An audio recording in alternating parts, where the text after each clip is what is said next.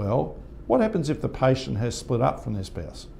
If you're in a de facto relationship, that's okay because, well, it ends when they separate.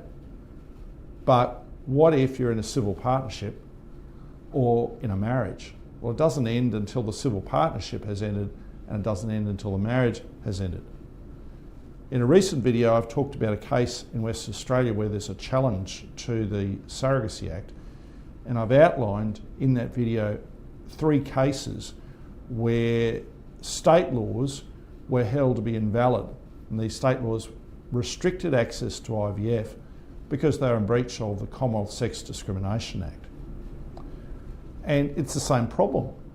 The ART Act, if it